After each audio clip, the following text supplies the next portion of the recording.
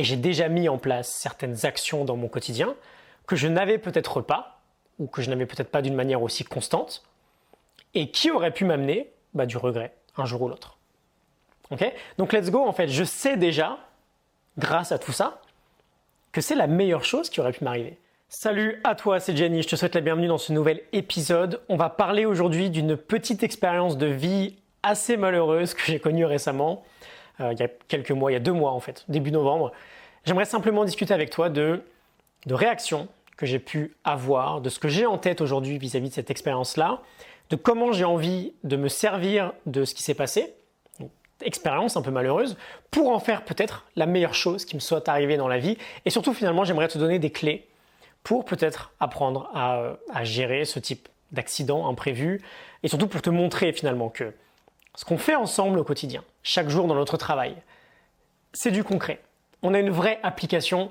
C'est pas juste de la philosophie, c'est pas juste de la théorie, optimiser pour actualiser son potentiel, pour fermer le gap, pour être le meilleur soi possible. On est sur du réel, on est sur du concret. Okay. Juste petit disclaimer, c'est pas une histoire franchement très sexy. Si tu es en train de manger, tu pourrais peut-être y revenir un peu plus tard. Je vais passer les détails. Je te le fais assez court. On est un mercredi soir de début novembre, un mercredi soir tout à fait banal. Je prends quelques légumes dans la cuisine, un potiron, des carottes, quelques poireaux, quelques oignons. Je me prépare une soupe. Je sors le mixeur du coup, comme je le fais plusieurs fois chaque semaine depuis plusieurs années. C'est un petit mixeur exprès, hein, tu vois de quoi je parle pour faire les soupes. Accident très stupide, pas très agréable. J'ai la main gauche qui est très proche de l'hélice. J'ai le pouce de la main droite sur le bouton du mixeur et je ne sais pas trop ce qui se passe. Ne me demande pas, j'ai déjà pas mal cherché à analyser comment j'en suis arrivé là. J'appuie avec le doigt, je donne un coup à vide en fait.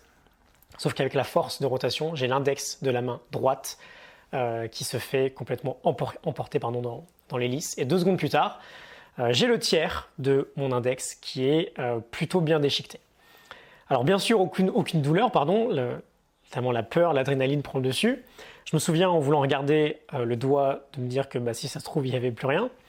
Bon, finalement, il y a toujours le doigt, c'est pas très beau, il est toujours là, mais je vais aux urgences, j'y passe la soirée, la chirurgienne fait ce qu'elle peut pour recoudre quelques parties. Et voilà finalement comment transformer un mercredi soir tout à fait banal en une soirée qui va quand même changer pas mal de choses. On va arriver dans les points les plus intéressants. Ce qui se passe à ce moment-là, c'est bien sûr une sorte de panique, parce que j'ai des choses plutôt importantes qui arrivent dans le calendrier. Tout d'abord, ça arrive la veille de lancer une nouvelle formation très importante, donc je comprends vite que ça va être difficile de dérouler le plan comme prévu. Ça arrive exactement 10 jours avant mon départ pour 5 semaines aux États-Unis. Pas idéal de partir dans un long voyage avec quelque chose comme ça. Ça arrive également un peu moins d'1 mois avant ma première Spartan Race. Je me suis entraîné toute l'année. Et finalement, je ne sais pas si je vais pouvoir vraiment courir. Bon voilà, ça soulève quelques questions finalement. Je fais beaucoup de sport, je joue du piano. Il y a plein de scénarios qui viennent en tête, souvent les pires possibles d'ailleurs. Et si ça ne guérit pas comme prévu ? Comment la suite des événements a évolué. Bon, ça fait un bon mois et demi maintenant, presque 2 mois, que ça s'est passé, donc on peut revenir sur tout ça. Quelques leçons très importantes que j'ai à te partager. La première chose qui me vient en tête, et là j'aimerais que tu m'accordes un peu d'attention parce que c'est fondamental je pense, on met en pratique tout le travail qu'on fait au quotidien. Première chose, je sors des urgences, j'ai une dizaine de minutes de marche jusqu'à l'appartement, et le mot que j'ai en tête immédiatement, c'est merci. J'ai une chance incroyable, j'aurais pu vraiment y laisser une vraie partie du doigt. C'est quelque chose que l'on veut tout de suite avoir en tête. Bien sûr, c'est plus ou moins difficile, mais merci. Une forme de reconnaissance, ça va quoi. Je suis toujours vivant, et si c'est le doigt entier qui part, c'est encore plus grave évidemment, mais j'ai assez confiance dans l'idée de me dire que je peux avoir la même réaction finalement. Je peux aussi être reconnaissant de la situation, en me disant que c'est la main entière qui aurait pu partir. Une autre chose assez évidente pour moi aussi, c'est d'accepter pleinement la situation. Acceptation radicale. Ok, ça tombe mal, ça tombe toujours mal de toute façon ce type d'événement-là. J'ai plein d'objectifs très importants pour moi qui arrivent, mais la situation, elle est ce qu'elle est. Okay. Plus j'y résiste, plus je souffre. On revient toujours à cette équation-là. Souffrance égale douleur fois résistance. La douleur est là, la souffrance dépend de ma capacité à ne pas résister à cette douleur-là. Et c'est intéressant parce que dans la pratique quotidienne, c'est dans la pratique quotidienne de ces idées-là, sur tous les petits événements de la vie, du quotidien, qu'on se prépare en fait pour être capable d'accepter très rapidement et très facilement une situation qui est un peu plus délicate.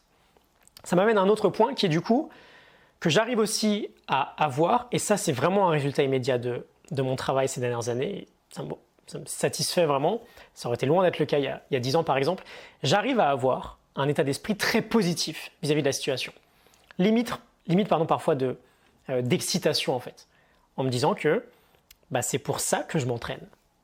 Quand on fait de la philosophie au quotidien, quand on essaye d'être le meilleur soi possible au quotidien, quand on bosse sur l'idée de fermer ce gap entre notre nous actuel et notre meilleur nous possible, de ce qu'on est capable de faire, on le fait surtout pour ça en fait. C'est un entraînement pour les moments qui sont plus compliqués. Un sportif de haut niveau, j'en parlais récemment, s'entraîne chaque jour pour les grands championnats. Ce type d'accident dans la vie, ce qui nous arrive de relativement fâcheux, ce sont nos grands championnats. C'est un championnat dans notre vie, c'est une épreuve qu'on va devoir surmonter. On veut montrer de quoi on est capable en fait. Et du coup, c'est génial. C'est le championnat, c'est le moment quoi. C'est le moment d'être vertueux. C'est le moment d'agir avec vertu, avec sagesse, avec excellence. C'est le moment de mettre en pratique tout ce qu'on étudie chaque jour. C'est un peu le test en fait. Et une dernière chose qui me vient à l'esprit, tout de suite, c'est que j'ai pas trop de temps à perdre en fait. J'ai besoin de guérir vite. Et je sais que mon corps va faire en sorte de guérir de lui-même, donc je vais faire en sorte, et c'est mon seul focus à partir du moment où il y a l'accident qui arrive, je vais faire en sorte de donner à mon corps le meilleur environnement possible pour qu'il puisse guérir le plus vite possible. Je fais encore plus attention à ce que je mange. Je fais encore plus attention à ce que je fais chaque jour. Si je donne des obstacles, en fait, c'est simple, à mon organisme, dans la cicatrisation, je sais que je vais perdre du temps.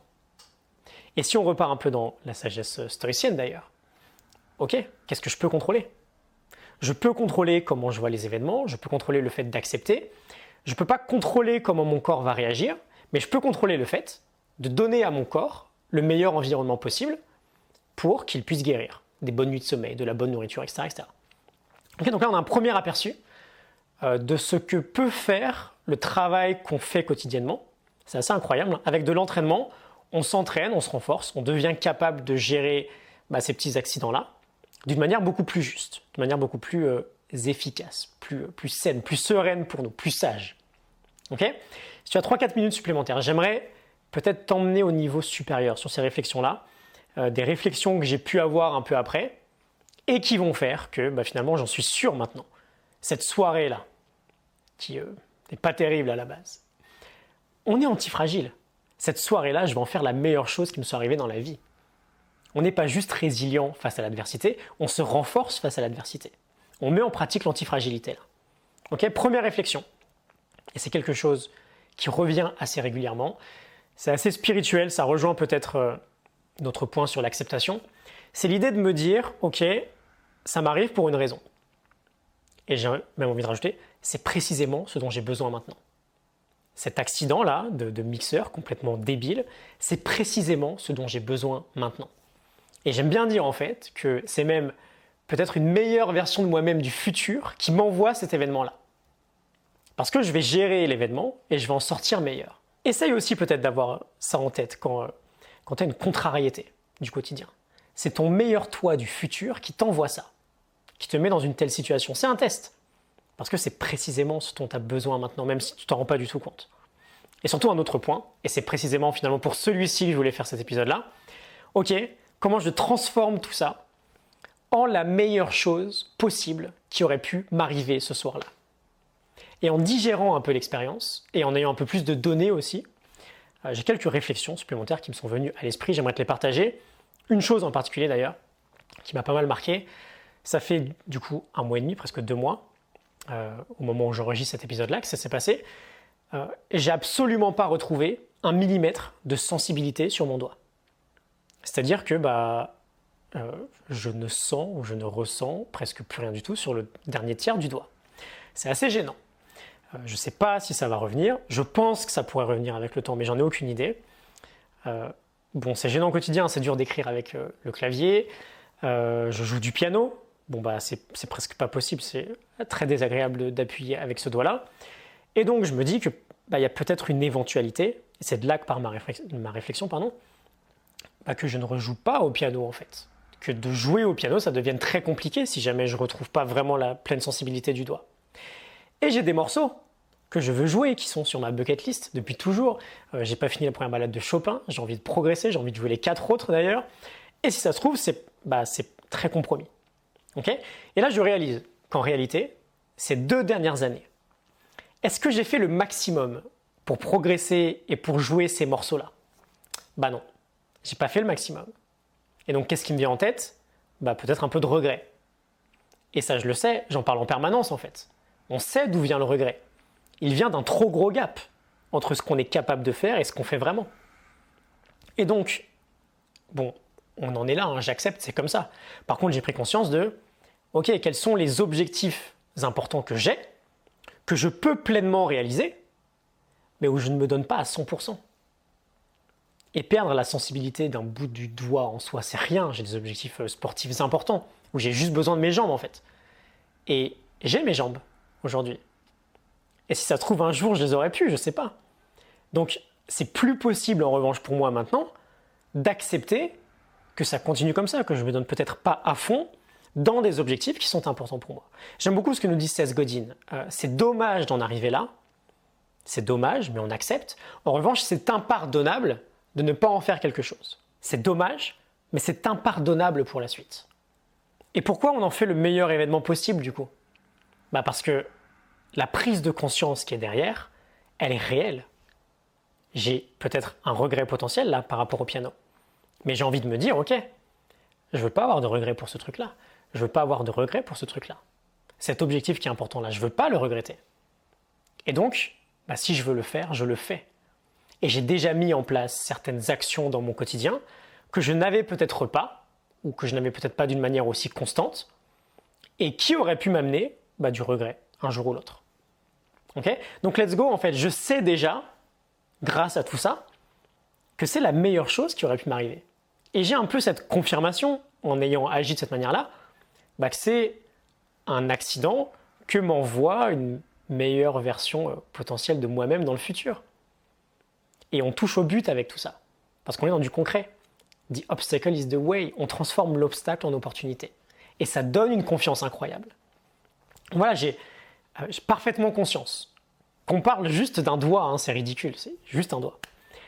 Mais on peut l'appliquer à tout finalement. Et on peut le faire tous les jours. On a des tas d'obstacles au quotidien, on en a des centaines chaque jour. Notre vie est faite d'obstacles que l'on doit franchir.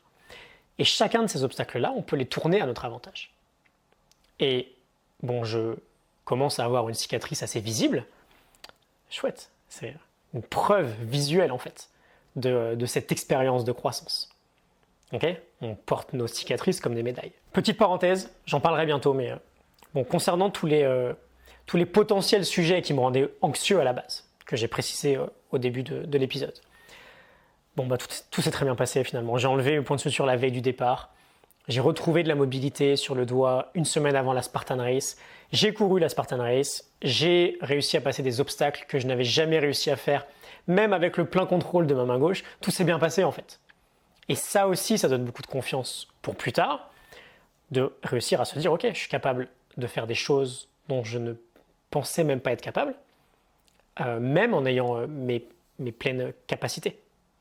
Okay, donc dans de meilleures conditions, potentiellement je serais capable d'encore plus. Okay, c'est assez sympa comme sentiment. Bref, j'espère que tout ça te sera utile. Ok, je vais m'arrêter là, je te remercie pour ton temps. Je te laisse un lien pour t'inscrire à mes mails privés, une leçon chaque matin pour optimiser ta vie, actualiser ton potentiel.